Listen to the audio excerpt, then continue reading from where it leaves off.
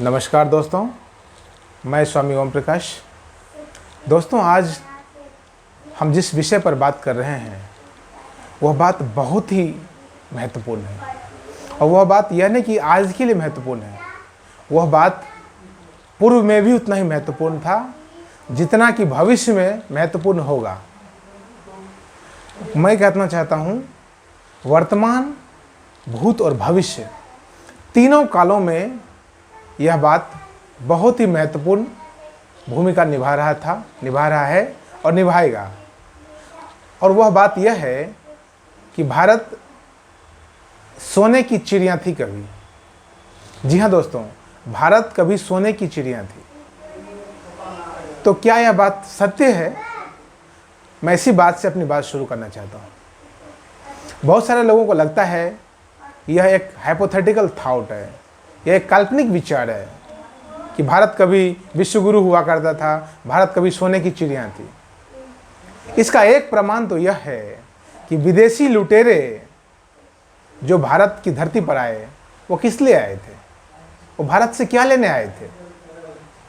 निश्चित तौर पर वो भारत की धन और संपदा को लूटने के लिए आए थे। दूसरा प्रमाण यह है कि भारत विश्वगुरु इसीलिए था क्योंकि उसके मूल में भारत के पास ध्यान और ज्ञान की शक्ति थी, अध्यात्म की शक्ति थी भारत के पास। और अध्यात्म का कुल अर्थ यही है कि आत्मा का विकास, अधि प्लस आत्म यानी आत्मा का विकास। और आत्मा का विकास क्या हो सकता है? आत्मा के विकास से क्या होगा? क्या फायदा? किस लिए आत्मा का विकास करना है? तो किस लिए करना है? यह महत्वपूर्ण है। भारत में यह महत्वपूर्ण इसलिए था कि भारत ने बाकी सभी संपदा को देख लिया। भारत ने शारीरिक तौर पर यह जाना कि शरीर से क्या कुछ हो सकता है। भारत ने यह भी जाना कि मस्तिष्क के तौर पर हम किस तरह उन्नत हो सकते हैं और किस ऊंचाई तक हम पहुंच सकते हैं। भारत ने शरीर की सीमा भी जानी और भारत ने मस्तिष्क की सीमा भी जाना। दोनों सीमाओं को जानने के बाद भी भारत को लगा कि कुछ और है जो हमारी पकड़ में नहीं आ रहा है। तो भारत ने ज्ञान की ओर रुख किया, भारत ने अध्यात्म की ओर रुख किया। भारत ने, जो मैंने पहले वीडियो में कहा है, आहार, भय, निद्रा और मैथुन, ये जो 4 प्रकार के गुण हैं, उसके पार का जो गुण है वह है विवेक का गुण। उस विवेक के पीछे भारत गया और भारत ने जाना कि शरीर की सीमा है, बुद्धि की सीमा है, उस सीमा के पार भी कुछ है, वो आत्मा की सीमा है। भारत ने आत्मा की सीमा के भी पार तक का रास्ता तलाशा और इसीलिए भारत कभी विश्वगुरु हुआ करता था। भारत में तक्षशिला और नालंदा जैसे विश्वविद्यालय अगर थे तो उसके पीछे कुछ वजह होगा ना। उसके पीछे कारण यही था कि भारत बुद्धिजीवी था कभी, भारत प्रतिभावान था कभी, भारत प्रज्ञावान था कभी। भारत उस तरह की प्रतिभा का धनी था जो कि शरीर, मन, बुद्धि के पार की अवस्था है। और यह कोई अवस्था एक दिन में प्राप्त नहीं हुई थी। भारत के पास जो भौतिक संपदा थी, वह संपदा भी एक दिन में नहीं खोजी गई थी।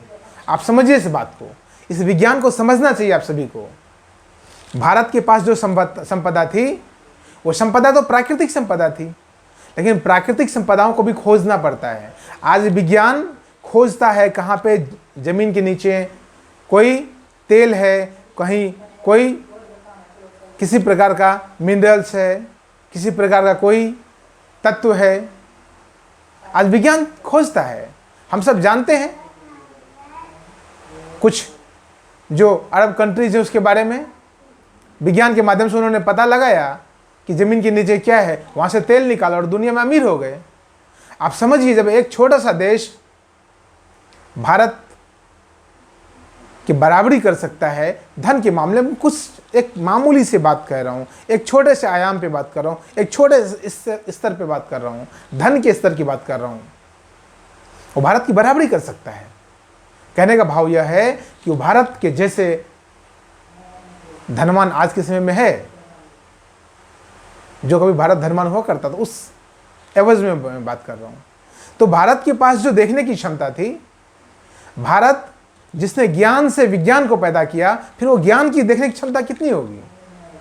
विज्ञान की देखने की क्षमता यह है कि एक अरब कंट्रीज को बहुत पैसा वाला, बहुत धनवान बना सकता है। तो फिर ज्ञान के देखने की सीमा क्या होगी? इस पर विचार करना चाहिए आपको। ज्ञान से आंख मूंद कर भी शोध हो सकता है, आंख मूंद कर भी पता लगाया जा सकता था, और भारत ने पता लगाया। उन प्राकृतिक संपदाओं का भारत ने पता लगाया, भारत ने खोजा सोने के खान और हीरे के खान, और इसीलिए भारत कभी सोने की चिड़िया हुआ करता था। भारत धनवान था, उसके पीछे वजह यह थी कि भारत ने खोजा, भारत ने धन के महत्व को जाना, इसलिए भारत में एक दर्शन विकसित हुआ। उसका नाम है अर्थ, धर्म, काम और मोक्ष। कह लीजिए, धर्म, अर्थ, काम और मोक्ष एक ही बात है।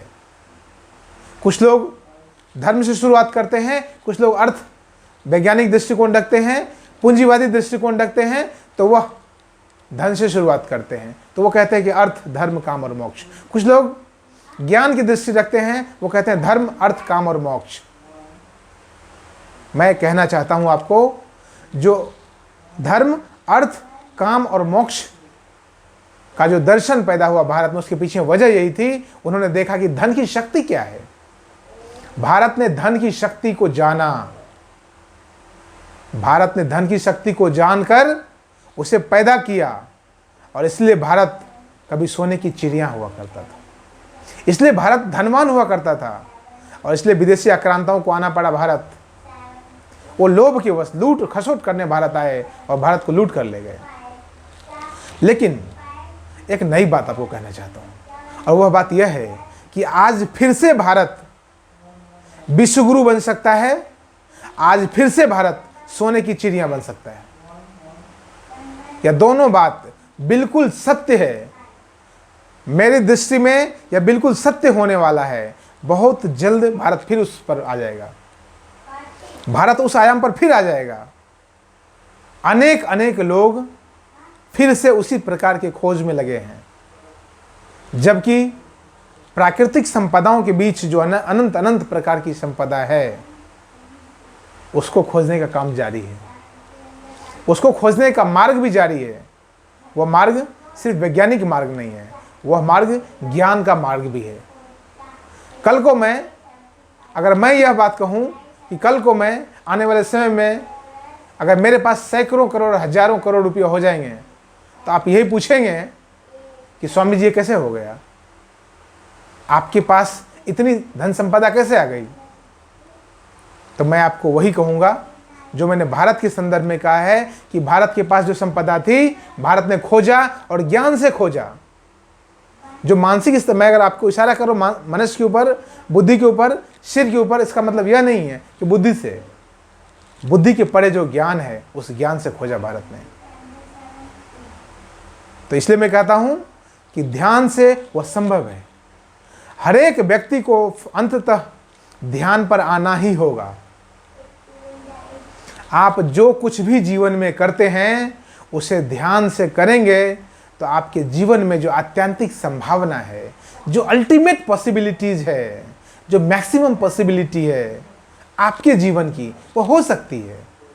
आप इसी से समझिए जरा, आपका एक व्यक्ति का जीवन, किसी एक व्यक्ति के जीवन में अगर ध्यान से इतना कुछ हो सकता है, इतनी संपन्नता आ सकती है। ध्यान से आप अपने शरीर को मजबूत कर सकते हैं, बलवान बना सकते हैं। ध्यान से आप धनवान बन सकते हैं, अपने मनी को आप मैनेजमेंट करना सीख जाएंगे ध्यान से। अपने बॉडी की एनर्जी को आप मैनेजमेंट करना सीख जाएंगे, अपने परिवार को मैनेजमेंट करना सीख जाएंगे, तब परिवारवान हो जाएंगे। धन का मैनेजमेंट करेंगे तो धनवान हो जाएंगे, बुद्धि का मैनेजमेंट करेंगे तो प्रज्ञावान हो जाएंगे। तो जब एक व्यक्ति कर सकता है तो पूरा भारत क्यों नहीं कर सकता? और पूरे भारत के डीएनए में, पूरे भारत के डीएनए में यह समाया हुआ है। यह ज्ञान की शक्ति समाया हुआ है। निश्चित तौर पर एक व्यक्ति ने शुरुआत किया तो पूरा भारत फिर उस रास्ते पर चलेगा, जहां भारत के पास पूंजी भी होगी, भारत के पास मस्तिष्क की क्षमता भी होगी, भारत के पास शरीर की क्षमता भी होगी और भारत के पास आत्मा की क्षमता भी होगी। मैं देख पा रहा हूं उस चीज को। आने वाले कुछ एक वर्षों में यह बिल्कुल संभव होगा। भारत विश्वगुरु भी होगा और भारत सोने की चिड़िया बनने में भी देर नहीं करेगा। आज जिस प्रकार का नेतृत्व भारत को मिला है, वह भी कहीं ना कहीं इसी ओर इशारा है। मैं फिर अपनी बात दोहराता हूं, भारत को जिस प्रकार का नेतृत्व आज मिला हुआ है, वह भी कहीं ना कहीं उसी प्रकार, उसी मार्ग की ओर इशारा है। भारत का विकास भारत के माध्यम से होगा। भारत का विकास भारतीय लोगों द्वारा होगा। भारत का विकास भारतीय नेतृत्वकर्ताओं द्वारा होगा, न कि विदेशी मानसिकता से होगा। विदेशी मानसिकता से यही हो सकता है जो आज हो रहा है। एक मामूली सा कीटाणु पूरी दुनिया को तबाह करके रखा हुआ है और कोई कुछ भी नहीं कर पा रहा है। नपुंसकता पूरी दुनिया में छा गई है। उस नपुंसकता का इलाज कहीं है तो भारत के पास है। हाँ, खोजना पड़ेगा, निश्चित तौर पर खोजना पड़ेगा। धर्म ग्रंथों में भी खोजना पड़ेगा और बाहर भी खोजना पड़ेगा। भीतर और बाहर दोनों यात्राओं पर भारत को जाना पड़ेगा और तब भारत भीतर से भी और बाहर से भी संपन्न हो जाएगा। इस वीडियो में इतना ही। बहुत बहुत धन्यवाद। नमस्कार।